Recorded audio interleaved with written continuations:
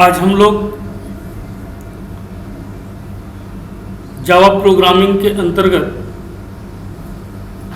एक नया कॉन्सेप्ट पढ़ने जा रहे हैं जिसे हम लोग प्रोग्राम स्ट्रक्चर के नाम से जानते हैं। बेसिकली आप लोगों को मैंने जेडीके कैसे इंस्टॉल होता है, पाथ किस तरह से सेट होता है, पाथ के दोनों वे टेम्परेरी और परमानेंट दोनों मैंने आपको बताए हैं। इसके बाद एक छोटा सा प्रोग्राम मैंने आपको रन करके बताया था कि किस तरह से जावा में प्रोग्रामिंग करते हैं। अब चूंकि बड़े लेवल पे अपन प्रोग्रामिंग स्टार्ट करेंगे तो उसके पहले हम लोगों को प्रोग्राम का स्ट्रक्चर पढ़ लेना चाहिए कि आखिरकार जावा प्रोग्राम को बनाते समय ऐसी कौन कौन सी चीजें हैं जो आवश्यक हैं। किसी भी जावा प्रोग्राम को जब लिखा जाता है तो वो अपना एक निश्चित स्ट्रक्चर लेकर चलता है। इस स्ट्रक्चर को हम लोग स्टेप बाय स्टेप प्रोसेस भी कह सकते हैं। मीन्स जो चीजें जैसी भी हैं वो पहले से निश्चित कर दी गई हैं।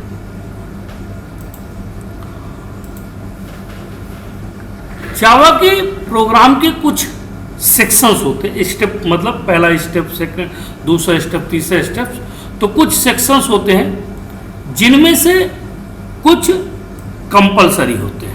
कंपलसरी का मतलब जो बिल्कुल ही आवश्यक है, और दूसरे ऑप्शनल, मतलब अगर आपकी इच्छा हो तो आप इनको यूज करिए, इच्छा ना हो तो आप यूज ना करें। किसी जावा प्रोग्राम को हम आवश्यकता के अनुसार उसमें एक से अधिक क्लासेस बना सकते हैं। कोई भी जावा प्रोग्राम है, जैसे अगर याद हो लास्ट क्लास का स्ट्रक्चर, तो मैंने क्या बनाया था, class, my first Java program, opening curly braces, फिर मेन मेथड और क्लोजिंग कर्ली ब्रेसेस यहां पर लिख दिया था। तो हम अगर चाहें तो एक से अधिक क्लासेस डिफाइन कर सकते हैं, लेकिन प्रत्येक प्रोग्राम में मेन मेथड का होना आवश्यक है। जावा में इसको मेन क्लास के नाम से जाना जाता है। अन्य लैंग्वेज C++ में आप इसको मेन मेथड कहते हैं। इसमें इसकी क्लास बनती है, ठीक है, तो उसको डिफाइन करना आवश्यक होता है। मेन मेथड क्या होती है आपको मालूम है, public static wide main string ARGS अरे, है ना, ऐसे करके मेन मेथड आपकी होती है। लेकिन विभिन्न प्रकार की क्लासों में विभिन्न प्रकार के डेटा ऑपरेशंस परफॉर्म किए जा सकते हैं।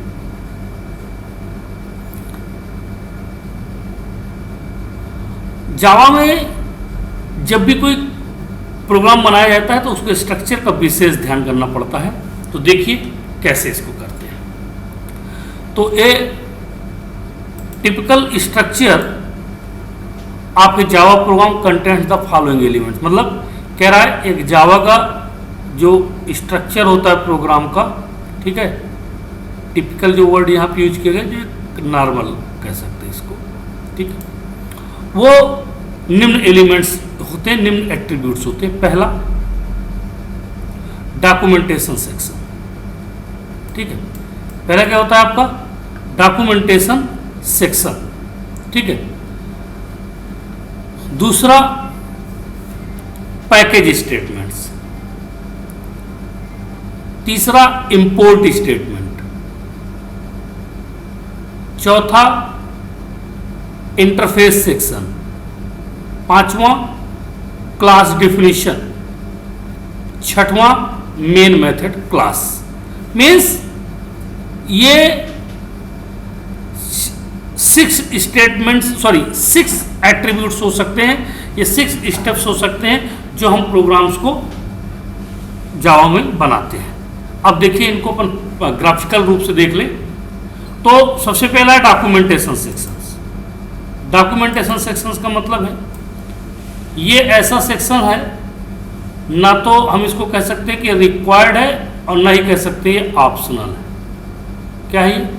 सजेस्टेड है। सजेस्टेड का मतलब जो वर्ड यहाँ पे दिया गया है, सजेस्टेड का मतलब होता है कि प्रोग्रामर की गुड हैबिट के लिए, मतलब एक अच्छा प्रोग्रामर के लिए ये सजेस्टेड डॉक्यूमेंटेशन सेक्शन होना चाहिए। अब ये क्या है इसको मैं आगे बताऊंगा। फिर नेक्स्ट है पैकेज स्टेटमेंट, फिर इंपोर्ट स्टेटमेंट, ये भी मैं सब अलग अलग एक्सप्लेन करूंगा। फिर इंटरफेस स्टेटमेंट, फिर क्लास डिफिनीशन, और ये सब के सब क्या है आपके? ऑप्शनल है। क्या है ये?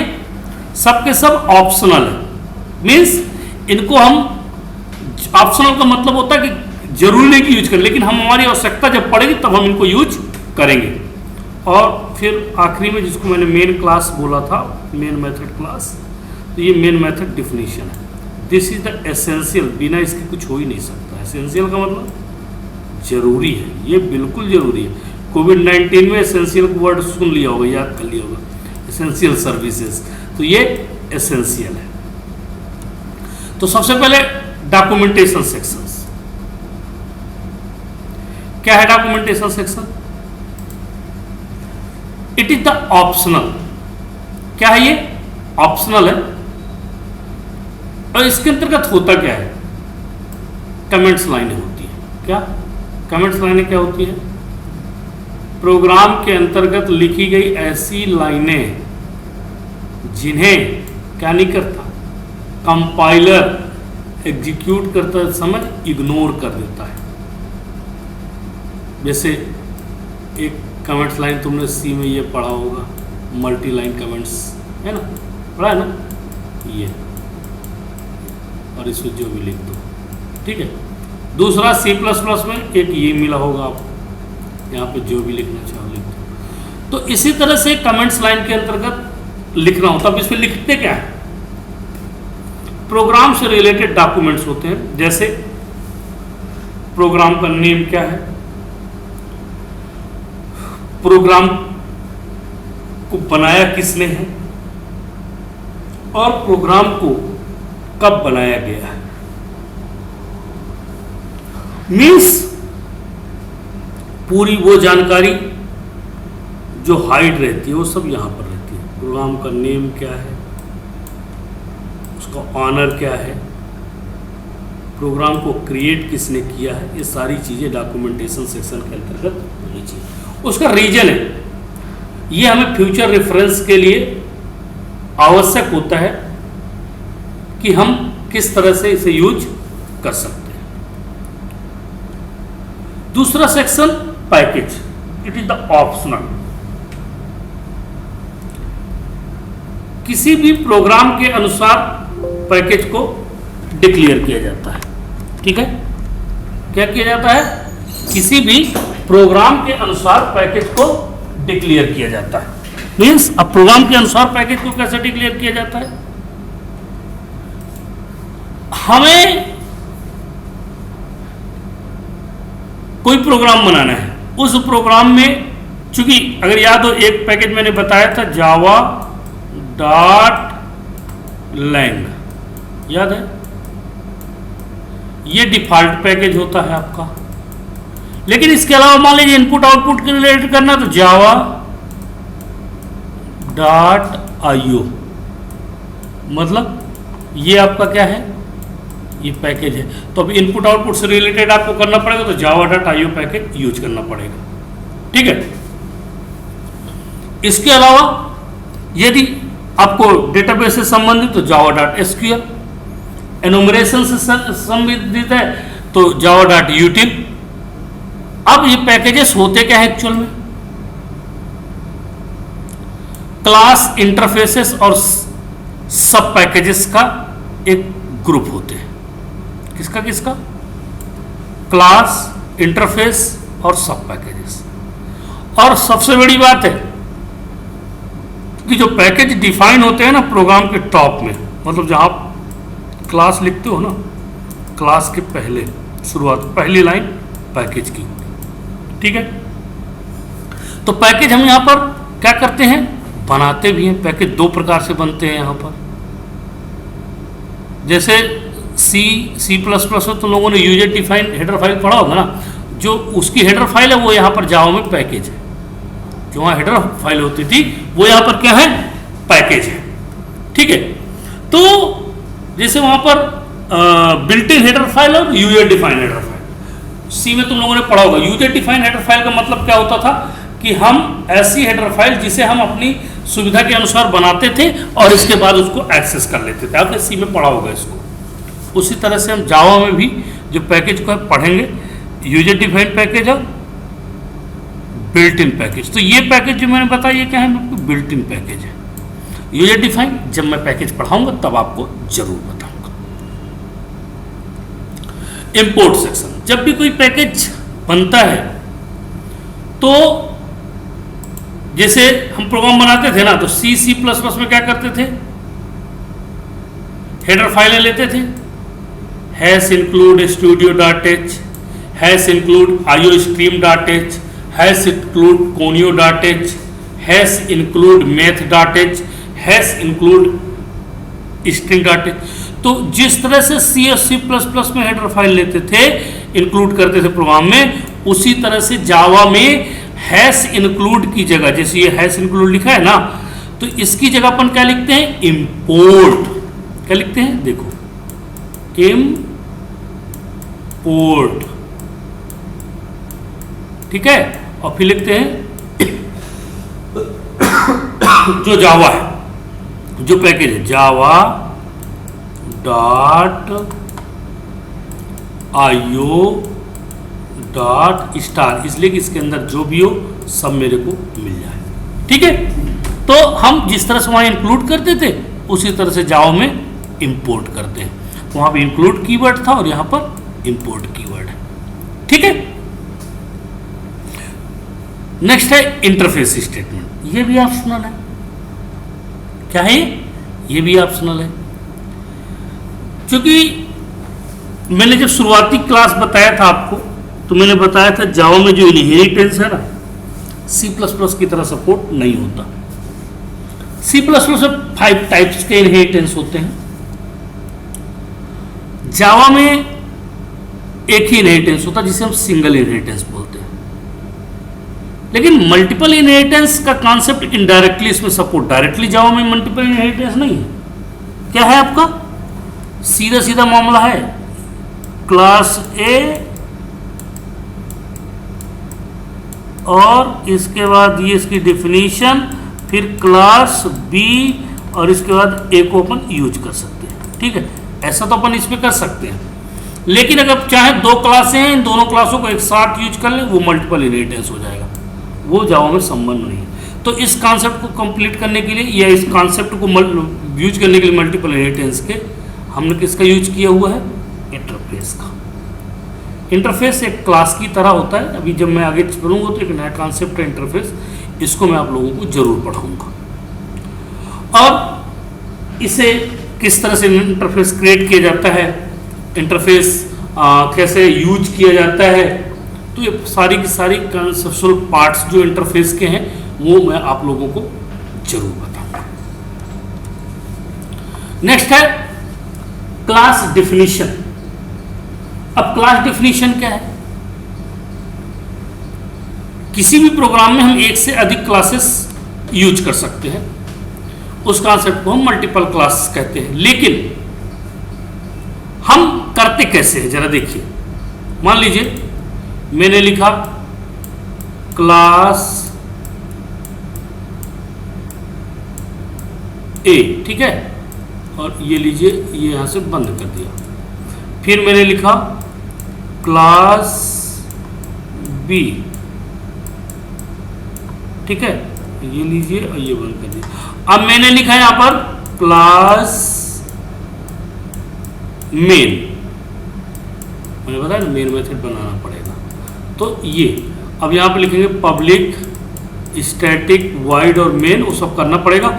इसके बाद इन दोनों का ऑब्जेक्ट, ए क्लास का ऑब्जेक्ट और बी क्लास का ऑब्जेक्ट मैं यहाँ पर बनाकर इस क्लास के डेटा मेंबर को, इस क्लास के डेटा मेंबर को, दोनों को एक्सेस कर लूँगा। तो यहाँ पर डेटा मेंबर एक्चुअल में क्या है? डेटा मेंबर का मतलब होता है वो वेरिएबल और मेथड्स जो कहाँ पर यूज किए जा रहे हैं, जो आपकी क्लास में यूज किए जा रहे हैं। जैसे इंट ए, ये क्या है? ये वेरिएबल है, डेटा मेंबर के अंतर्गत आता है। और वाइड गेट डेटा, ये मेथड है एक ठो, ठीक है? तो ये किसके अंतर्गत आता है? ये भी डेटा मेंबर के अंतर्गत आता है। तो हम ये सारी की सारी चीजें लिखेंगे, लेकिन एक बात बिल्कुल आवश्यक है, वो है कि हमें मेन क्लास कंपलसरी लिखना पड़ेगा। जब तक हम मेन क्लास नहीं लिखेंगे तब तक हम प्रोग्राम को एग्जीक्यूट नहीं करेंगे, ठीक है?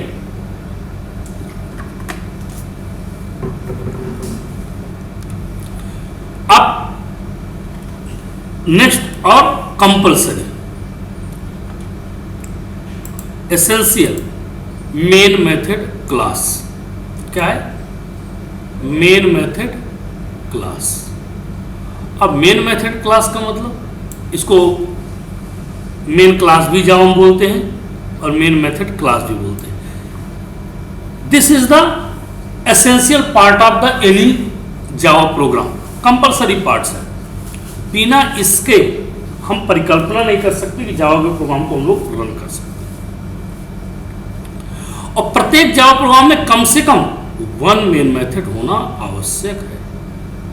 क्लास है चाहे जितनी ले लो, लेकिन मेन मेथड एक तो होनी चाहिए। और ये वो होगी जहां वो मेन मेथड कहां होगी? किस क्लास में होगी? जो मेन क्लास होगी। मेन क्लास का मतलब जहां पर ये मेथड कौन सी है? पब्लिक, स्टैटिक, ये देखिए ये पब्लिक, स्टैटिक, वाइड, मेन और स्ट्रिंग args। ये 5 पार्ट्स में मेन मेथड डिवाइड्स होती है ना? देखिए पहला, दूसरा, तीसरा, चौथा और पांचवा, ये 5 पार्ट्स में मेन मेथड आपकी क्या है? 5 हिस्से होते हैं इसके मेन मेथड।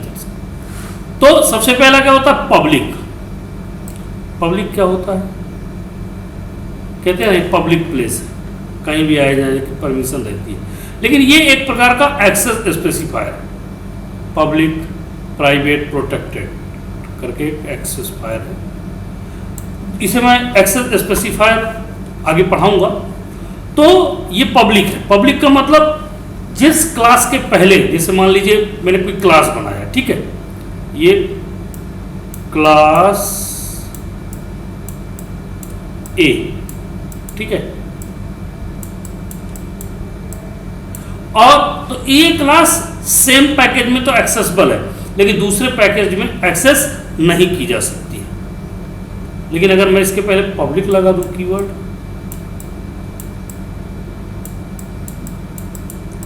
तो आप इसको आसानी से एक क्लास को कहीं पर भी एक्सेस कर सकते हैं। दूसरा होता है स्टैटिक। स्टैटिक का मतलब होता है बिना ऑब्जेक्ट और इंस्टेंस के किसी भी क्लास को आसानी से एक्सेस किया जा सकता है। मीन्स इसको कह सकते हैं सेम प्रति में, एक ही प्रति में बार बार हम किसी क्लास के ऑब्जेक्ट के एक्सेस कर सकते हैं और वो डेटा मेंबर अलग अलग मेमोरी यूज नहीं करेगा। नेक्स्ट आपका है, नेक्स्ट क्या है आपका? वाइड। वाइड का मतलब ये मेथड कुछ भी रिटर्न ना करे, क्योंकि मेथड कुछ ना कुछ रिटर्न करेगी, तो वो मेथड कुछ रिटर्न ना करे, ऐसा करने के लिए हम क्या करते हैं? वाइड का यूज करते हैं, ठीक है? फिर सबसे महत्वपूर्ण मेन। ये पूरी लाइन का जो चौथा पार्ट है main, that is the important, क्योंकि सबसे मेन कीवर्ड यही है।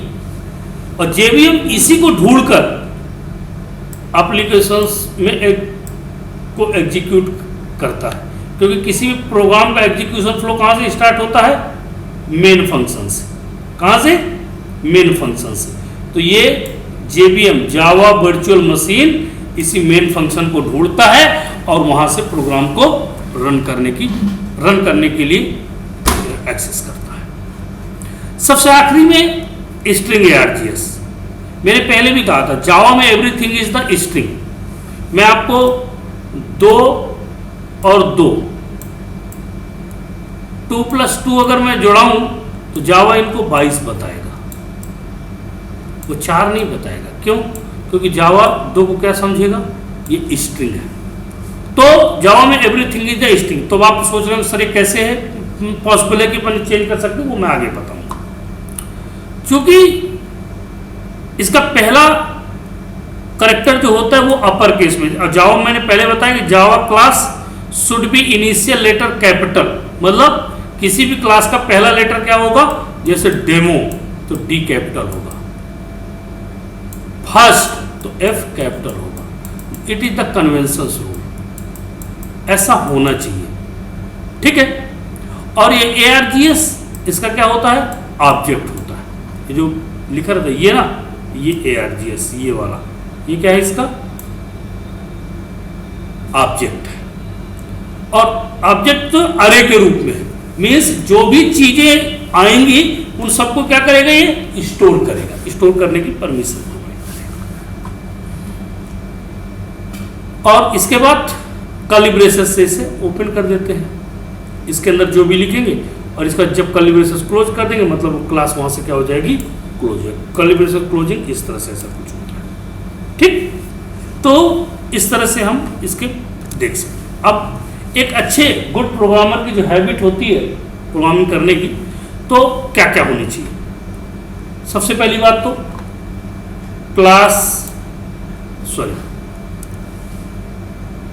किसी भी क्लास और क्लास नेम के बीच में स्पेस होना चाहिए। क्लास का इनिशियल लेटर क्या होना चाहिए? कैपिटल होना चाहिए। इट इज द ऑप्शनल, तुम पब्लिक लगाओ ना लगाओ कोई जरूरी नहीं है, तुम्हारी इच्छा है तो लगाओ, नहीं लगाना मत लगाओ। लेकिन जब पैकेज लेवल में पहुंचेंगे तब मैं इसको बताऊंगा एक्सेस पर क्यों। इसके बाद ये लीजिए, ये ओपनिंग कर्ली ब्रेस, क्लास किसी भी क्लास की ओपनिंग कहाँ से होगी? ओपनिंग कर्ली ब्रेसेस से होगी। इसके बाद इंस्टेंस एंड क्लास वेरिएबल, मैंने पहले बताया इंस्टेंस क्लास मतलब जो भी इंस्टेंस होंगे, क्लास वेरिएबल्स होंगे, वो सब यहां लिखे जाएंगे। फिर ये method name, wide method 1 ARGS, public यहां पर भी ऑप्शनल है। वाइड रिटर्न टाइप कुछ भी ना करें, मेथड 1 मेथड का नाम, ARGS मतलब कितने आर्गुमेंट उसके साथ देने हैं। फिर यहां पर ये देखिए एक ओपनिंग कर्ली ब्रेसेस हुआ, मतलब मेथड यहां से स्टार्ट हुई और यहां पर मेथड क्या हो जाएगी? क्लोज हो जाएगी। और ये मेथड बॉडी, मेथड बॉडी का मतलब जो चीजें आप मेथड में लिखेंगे वो इसी के अंतर्गत लिखेंगे। अगेन वाइड मेथड 2 ARGS मतलब दूसरा आर्गुमेंट्स मेथड दूसरे के। वाइड किसी प्रकार कोई रिटर्न नहीं, public it is the optional, आप चाहे तो लगा सकते हैं, नहीं चाहे तो ना लगा। Again opening curly braces and the closing curly braces, लेकिन ये वही कहानी, ओल्ड स्टोरी, आप मेथड के अंदर लिखना क्या चाहते हैं, ठीक है। Then instance and class variable field, जो आपने यहाँ पर डिक्लेयर कर रखा है ना, ये यहाँ पर एक्सेस किए जा सकते हैं। तो कि एक नॉर्मल क्लास का इस तरह से स्ट्रक्चर होना चाहिए जो अवॉइड फ्री होगा। तो ये था जावा की क्लास का स्ट्रक्चर, आप लोग इसको देखिएगा और कहीं पर भी कोई प्रॉब्लम हो तो ज़रूर मुझसे डिस्कस करिएगा। और कम से कम क्लास को देखते हैं तो ठीक है। आप मैं कहता हूँ आप लोग बहुत बिजी शेड्यूल रहता है, लेकिन कम से कम लाइक और कमेंट्स तो कुछ कर दिया करिए कि क्लास सही लगती है कि नहीं लगती है, नहीं लगती है तो भी कर दिया करिए, कम से कम मुझे पता तो चले कि आप लोग क्लास ले भी रहे हैं कि नहीं ले रहे हैं, ठीक है। Thank you.